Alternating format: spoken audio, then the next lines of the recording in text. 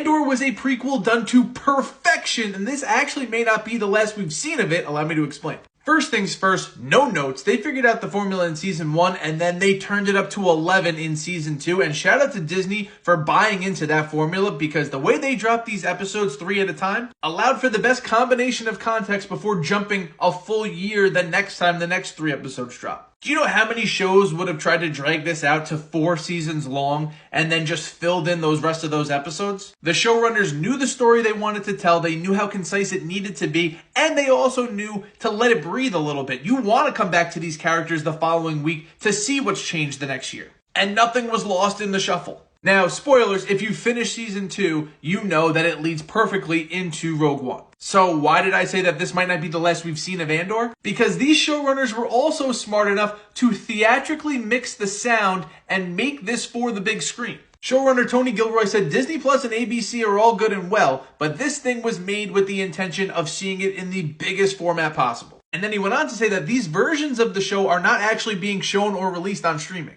And if you add together the runtimes of each 3-episode arc, it brings you to around 2.5 hours, the perfect length for a movie. Now, he admits he doesn't know if people want to sit around and watch this thing for 10 hours straight. But with the 10th anniversary, yes, 10 years since Rogue One was released in theaters, it's the perfect time in 2026 to do a 3-episode rollout. What do you guys think? Would you check it out? Let me know in the comments.